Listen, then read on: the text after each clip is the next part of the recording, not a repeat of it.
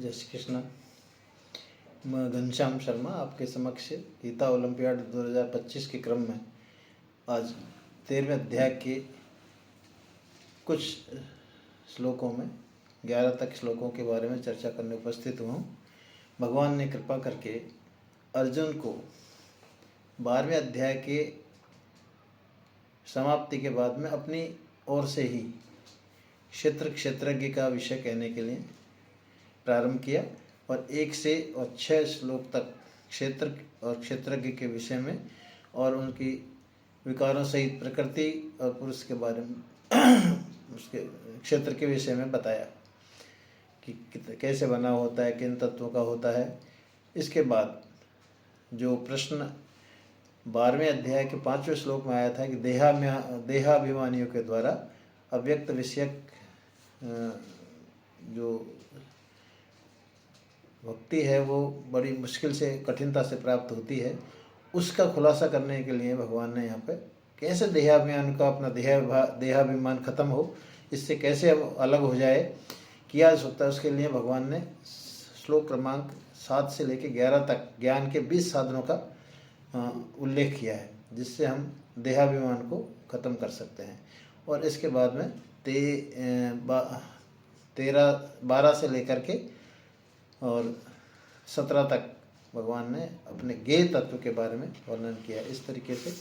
तो अभी हम चर्चा करते हैं कि भगवान ने जो 20 साधन बताए हैं ज्ञान के, जिनके द्वारा हम देहाभिमान को खत्म कर सकते हैं, उनको एक बार देख लेते हैं, फिर हम उसके बारे में श्लोक का वाचन भी करेंगे। भगवान ने 7 पॉइंट श्लोक के साथ कर लेते हैं, वाचन के साथ कर लेते हैं। तो श्लोक हम 1 से ही शुरू कर लेते हैं। श्री भगवान उवाच इदं शरीरं कौन्तेय क्षेत्रमित्यभिधीयते एतद्यो वेत्ति तं प्राहुः क्षेत्रज्ञेति तद्विदः क्षेत्रज्ञै चापि मां विद्धि क्षेत्र सर्वक्षेत्रेषु भारत क्षेत्रज्ञयोर्ज्ञानं यत्तज्ज्ञानं मतं मम तत्क्षेत्रं यच्च यादृक् च यद्विकारि यतस्य यत् स च यो यत्प्रभावस्य तत्समासेन मे शृणु ऋषिभिर्बहुधा गीतं छन्दोभिर्विविधैः पृथक् ब्रह्मसूत्रपदश्चैव हेतुमद्भिर्विनिश्चितैः महाभूतान्यहङ्कारो बुद्धिरव्यक्तमेव च इन्द्रियाणि दशैकञ्च पञ्चचेन्द्रियगोचराः इच्छा द्वेषसुखं दुःखं सङ्घातश्चेतना धृतिः एतत् क्षेत्रं समासेन सविकारमुदाहृतम्। यहाँ तक तो क्षेत्र और क्षेत्र के विषय में बताया, विकार सहित इसका प्रकृति का क्षेत्र का विस्तार से बता दिया।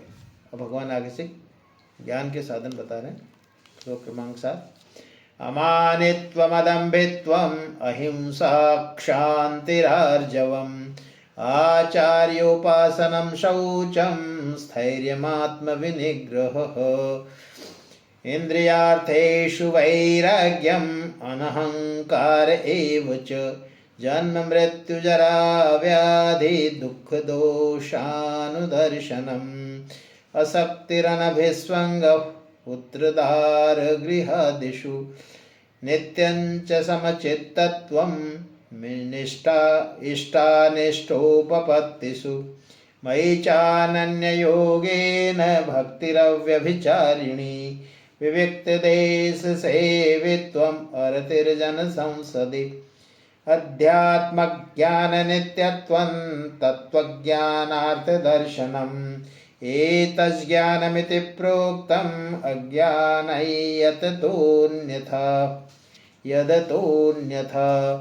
इस प्रकार से भगवान ने 7 से और 11 तक के 20 साधन बताए। तो श्लोक क्रमांक 7 में 20 साधनों को एक बार देख लेते हैं।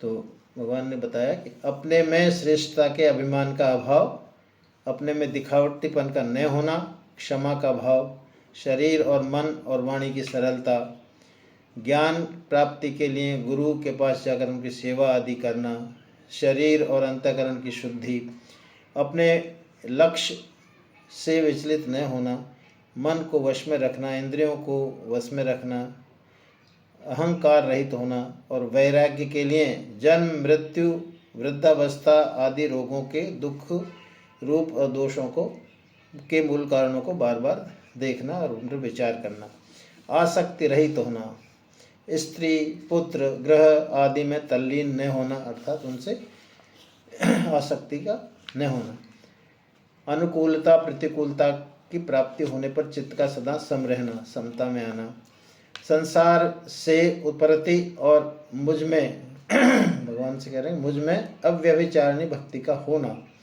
एकांत स्थान में रहने का स्वभाव होना, जन समुदाय में प्रीति का न होना, परमात्मा की सत्ता का नित्य निरंतर मनन करना और सब जगह पर परमात्मा को ही देखना।